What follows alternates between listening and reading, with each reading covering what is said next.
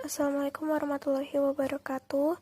Kami dari kelompok 2 yang beranggotakan Hasbul Rahman, Muhammad Maulana, Nasyadindah Hirunisa, dan Wahyu Rahmadinata akan mempresentasikan tentang toleransi dan menghindari kekerasan. Toleransi. Toleransi secara harfiah bersifat menenggang pendirian yang berbeda atau bertentangan dengan pendirian sendiri. Demikian sebagaimana disebutkan dalam KBBI, toleransi bisa dimaknai dengan menghormati dan belajar dari orang lain.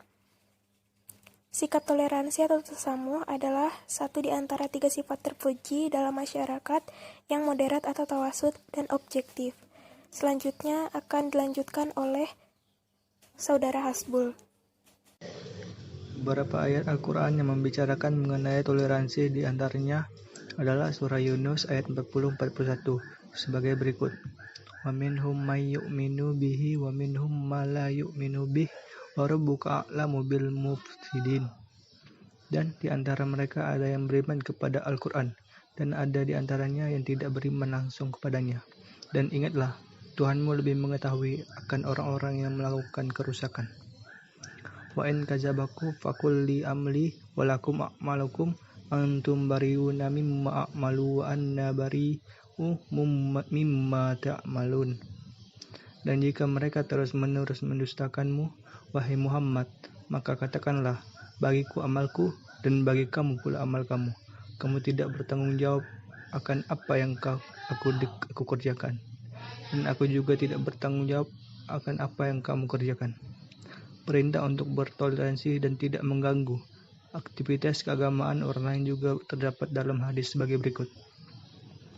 Dari Abdullah bin Amr radhiyallahu an, ia berkata, Rasulullah SAW bersabda, sebaik-baiknya sahabat di sisi Allah adalah mereka yang paling baik terhadap sahabatnya, dan sebaik-baiknya tetangga di sisi Allah adalah orang yang paling baik terhadap tetangganya. Hadis riwayat Ibnu Huzaimah dan Ibnu Hibban dalam Sahihnya dan Ahmad Al-Darini Al-Hakim. Menghindari kekerasan. Sebagai sebuah agama yang mengedepankan kedamaian sesuai dengan namanya Al-Islam, yang berarti kedamaian atau keselamatan. Agama Islam sangat mencela adanya tindakan kekerasan apabila yang diatasnamakan agama. Adapun ke beberapa ayat maupun hadis yang seakan-akan isinya menganjurkan kekerasan, maka harus dipahami secara kontekstual dengan melihat situasi dan kondisi di mana dan kapan ayat tersebut diturunkan. Pemahaman yang tekstual apabila sepotong-sepotong tanpa pemahaman yang mendalam terhadap kaidah umul Quran hanya akan menjerumuskan orang pada tindakan fanatisme buta yang berujung pada tindakan kekerasan dan anarkisme bahkan terorisme. Islam sangat melarang perilaku kekerasan atas nama apapun terhadap orang yang mau hidup damai dengan kita. Allah Subhanahu wa taala berfirman dalam surat Al-Maidah ayat 32 sebagai berikut. Oleh karena itu kami tetapkan suatu hukum bagi Bani Israel bahwa barang siapa yang membunuh seorang manusia bukan karena itu membunuh orang lain atau bukan karena membuat kerusakan di muka bumi, maka seraka alam ditelan membunuh manusia seluruhnya. Dan barang siapa yang memelihara kehidupan seorang manusia, maka seolah-olah dia telah memelihara kehidupan manusia semuanya.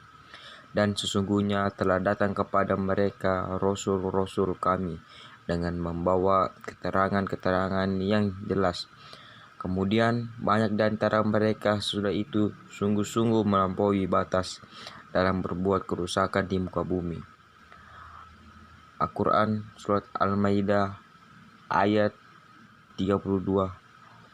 Allah Subhanahu wa taala menjelaskan bahwa ayat ini telah peristiwa pembunuhan Qabil terhadap Habil. Allah Subhanahu wa taala menetapkan suatu hukuman bahwa membunuh seorang manusia sama dengan membunuh seluruh manusia. Begitu juga dengan menyelamatkan kehidupan seorang manusia dengan menyelamatkan seluruh manusia.